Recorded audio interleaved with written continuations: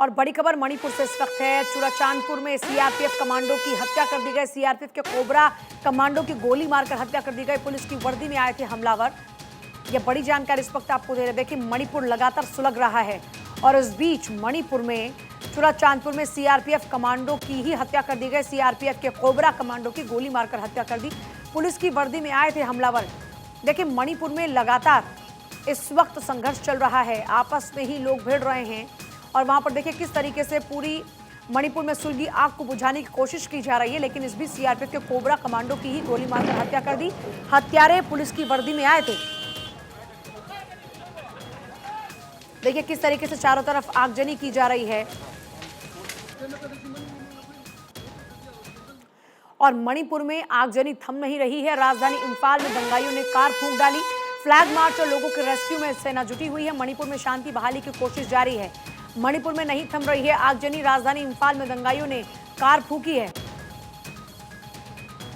मणिपुर में आगजनी थम नहीं रही। हिंसा को रोकने के लिए केंद्रीय सुरक्षा बलों ने मोर्चा संभाल लिया है। चप्पे चप्पे पर जवानों की तैनाती है। राज्य में रैपिड एक्शन फोर्स है, सीआरपीएफ है, बीएसएफ की 55 टुकड़ियों की तैनाती है। उधर केंद्रीय गृह मंत्री अमित शाह भी पूरे घटनाक्रम पर नजर बनाए हुए हैं। कर्नाटक का दौरा भी उन्होंने अपना रद्द कर दिया।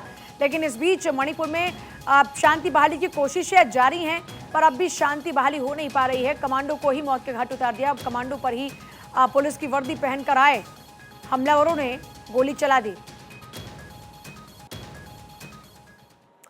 मणिपुर में जारी हिंसा को रोकने के लिए केंद्रीय सुरक्षा बलों ने मोर्चा संभाल लिया है। चप्पे चप्पे पर जवानों की तैनाती है। राज्य में rapid action force, CRPF, BSF की 55 टुकड़ियों की तैनाती है। उधर केंद्रीय गृह मंत्री अमित शाह पूरे घटनाक्रम पर नजर बनाए हुए हैं। कर्नाटक का दौरा तक उन्होंने अपना रद्द कर दिया। हालात स्थिर करने के लिए मणिपुर के मुख्यमंत्री एन बीरेन सिंह से भी वो बातचीत कर रहे हैं। केंद्र और राज्य के एक्शन के बाद हालात कुछ ठीक लग रहे हैं। कुछ हद तक अब शांति आई है।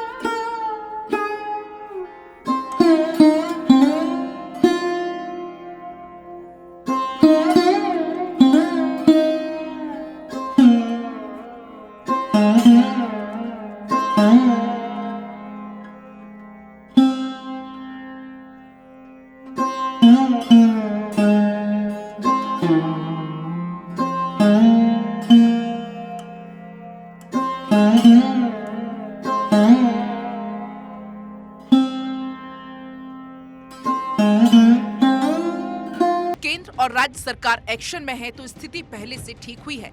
मणिपुर सरकार ने राज्य में हिंसा को रोकने के लिए कई कदम उठाए। सीआरपीएफ के पूर्व DG Kuldeep Singh security adviser बनाए गए। मणिपुर पहुंचकर कुलदीप सिंह ने मोर्चा संभाल लिया। इंटरनेट सेवा को बंद कर दिया गया। अशांत वाले इलाकों में फ्लैग मार्च किया गया। 14 टुकड़ियों को स्टैंड बाय पर रखा गया। सेना के 6000 जवानों की तैनाती की गई है। उपद्रवियों को देखते ही गोली मारने का आदेश। मणिपुर की पहचान मैरी कॉम, लोकटक झील और उसकी खूबसूरती से है, लेकिन उस खूबसूरती पर हिंसा ने ग्रहण लगा दिया। सवाल ये है कि आखिर वो कौन सी हिंसा रही जिसके बाद हिंसा में मणिपुर झुलस गया।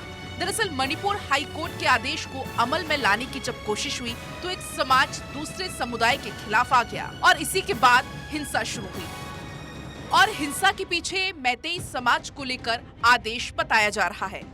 मैतेई मणिपुर का गैर आदिवासी समुदाय है। ये मणिपुर की आबादी का 53% हिस्सा है। मुख्य रूप से इस समुदाय के लोग मणिपुर घाटी में रहते हैं। मैतेई समुदाय को पहाड़ी इलाकों में बसने की अनुमति नहीं है। मैतेई 10 साल से एसटी दर्जे की मांग कर रहे हैं। मणिपुर हिंसा और आगजनी के बाद केंद्र सरकार सतर्क हो गई है। दिल्ली के मणिपुर हाउस की सुरक्षा बढ़ा दी गई है। मणिपुर में हिंसा प्रभावित क्षेत्रों में लगातार सेंट्रल फोर्सेस की तैनाती की जा रही है। गृह मंत्रालय पूरे मामले पर नजर रखे हुए है। हालांकि रात से कोई अप्रिय घटना सामने नहीं आई है, लेकिन प्रशासन लगातार एहतियात बरत रहा है। जो इंटरनेट कनेक्टिविटी है वो भी बंद कर दी गई है। दिल्ली की बात करें तो मणिपुर हाउस में भी सुरक्षा व्यवस्था बढ़ा दी गई है।